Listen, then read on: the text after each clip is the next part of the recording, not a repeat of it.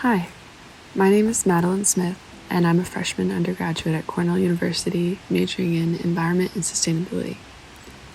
The purpose of this short film you're about to watch is to share some mana'o, or wisdom, in Hawaii, surrounding human-nature relationships through various frameworks to anyone watching.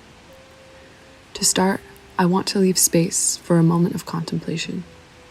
So wherever you are, begin to feel your body deeply, breathe deeply, and think about grounding yourself in the present to fully take these next few minutes in.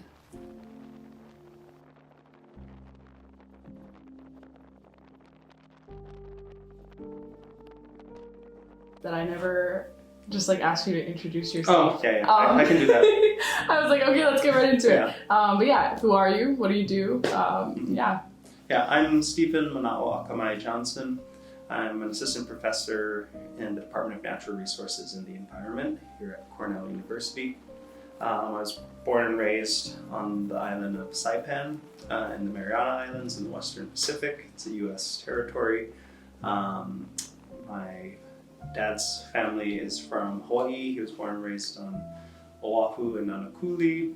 My mom was born in Fairbanks, Alaska, and the genealogy on that side of the family has roots to Eastern Europe, parts of what is today Ukraine, and as well as Jamaica, Afro-Caribbean. And I've been in Africa for a year and a half. Whenever someone's asked me, where do you see your career in 5 years, 10 years, all that stuff, I would say, I hope I'm telling stories about people's relationship to the ocean.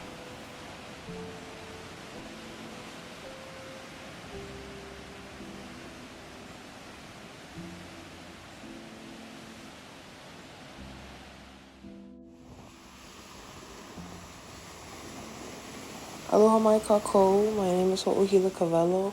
I'm a senior studying environment and sustainability, and I am Kanaka Maoli, Native Hawaiian from Kahalu'u, Oahu. And I grew up harvesting fish and diving and hunting and gathering on Kaneohe Bay. The traditional name is Kawaho o Kamano, meaning mouth of the shark. And that place has really shaped who I am and why I'm studying environment and sustainability in the first place.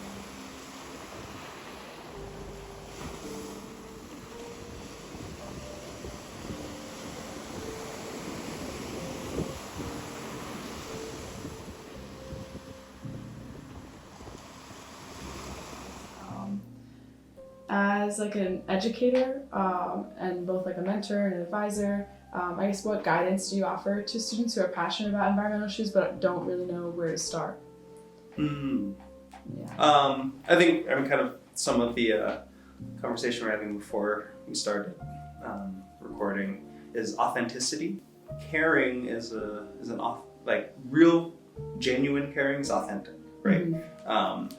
You can't fake caring.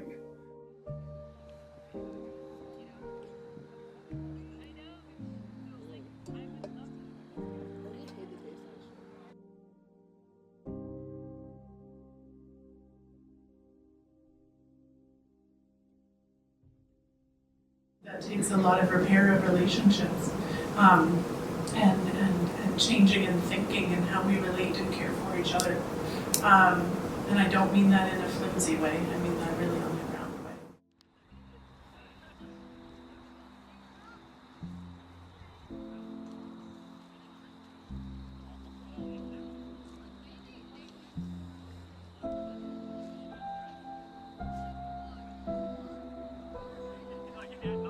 Probably know this, but so many good resources on onto-epistemological learning and land-based pedagogy. I think that's absolutely key to getting out of the classroom. To do that and to read our body's experiences differently than through the conventional modes of the written word or the spoken word. Or even just, images and pictures, to feel, to breathe with other people, to be with other beings, and what that can provide is absolutely tremendous. And I think a lot of learning comes out of that.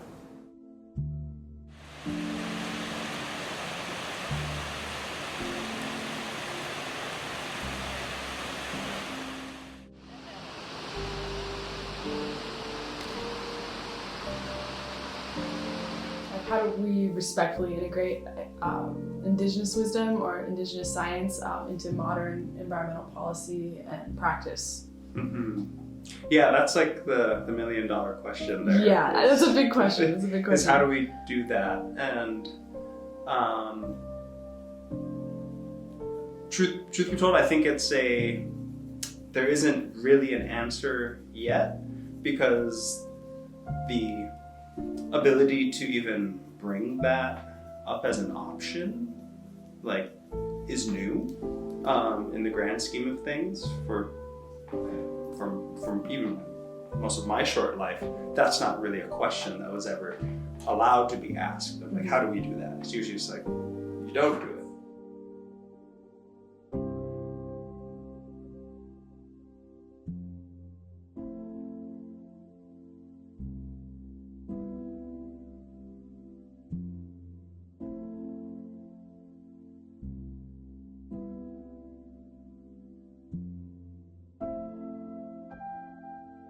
Because the center of Haudenosaunee knowledge and all indigenous knowledge is on the land. It's not in places like this, right? We can come here and learn methods and make new communities, as students did in boarding schools. But the center of it is on the land and with the people and with our, our mothers, our grandmothers, and our aunties and our elders, right? And all of the other beings who live there.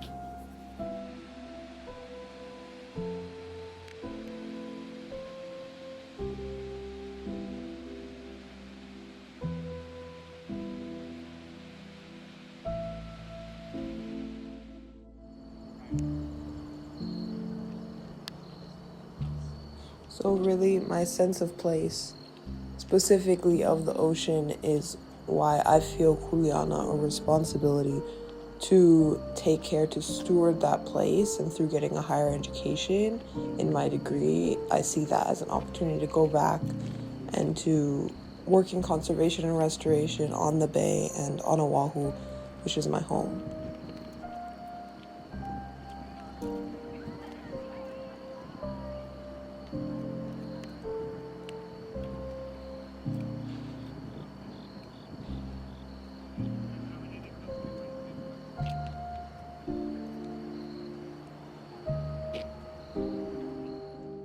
Have to do it, how do you go about it?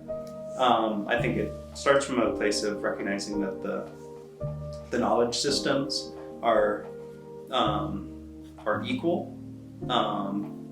They can't be used to cross-validate each other necessarily, just because they start from different places, particularly like worldviews, ideas of like kinship and interbeing, are not necessarily things built into kind of the Western industrial scientific perspective. Mm-hmm. So I think you have to start by understanding that they're different, but they're equal in that they can both provide a lot of utility towards a problem. Yes, but yeah. Exactly the fine points of each problem, how you do it. I think the first operating principle is humility. Would be the thing. Mm-hmm.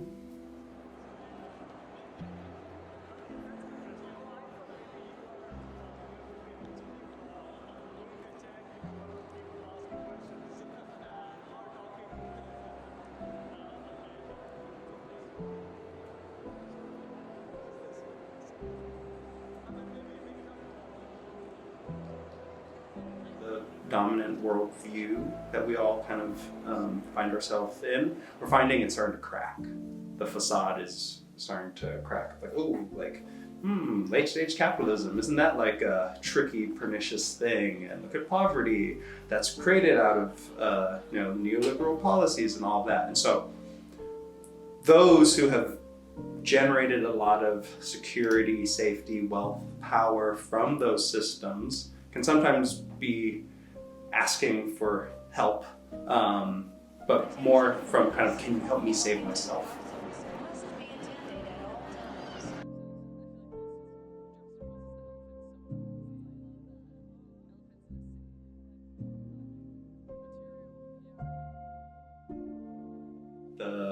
The planet needs saving every day is another kind of final word of wisdom is in this book, Zen and the Art of Saving the Planet.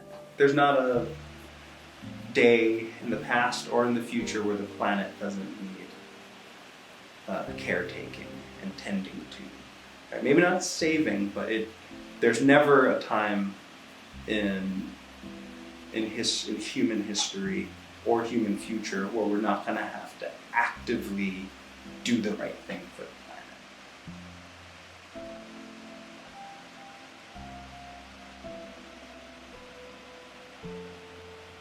There's this concept of interbeing, is that I am not me, but I am you, and you are not you, but you are me.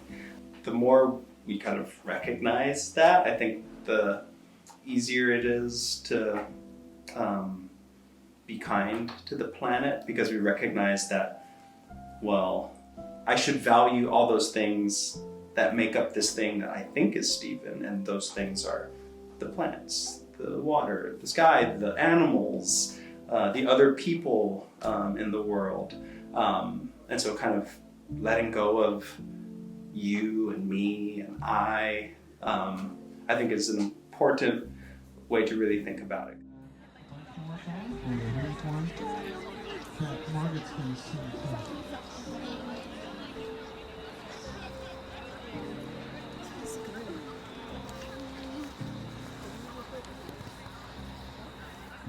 So I've recently been getting into a lot of Buddhism, and one of the many things I've been picking up from there is there's a big emphasis on impermanence, and impermanence I think is such an important part of our existence.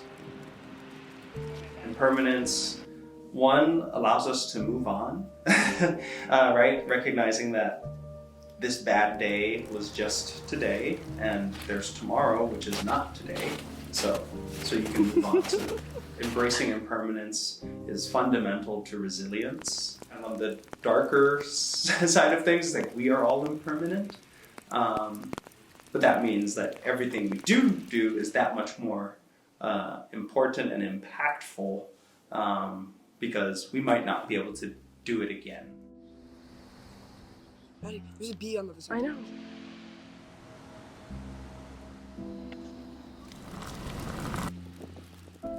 When you start to see the impermanence of things, you start to, at least I feel, to be a lot more hopeful and present and mindful of being able and having the privilege to do the things that we're doing. Mm-hmm. Yeah.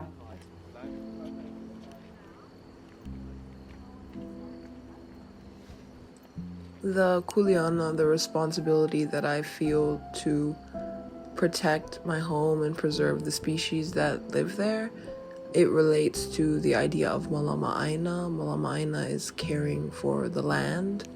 Mālama is to care for, and ʻāina is land. And this idea it really is a very important part of my Hawaiian culture. And it just relates to the idea that we as Hawaiians are taken care of by the lands and the waters around us, our homelands, and giving back to that is Mālama ʻāina. So we have the kūleana, the responsibility to take care of the land, which provides directly to us and provides us sustenance so we can continue to live.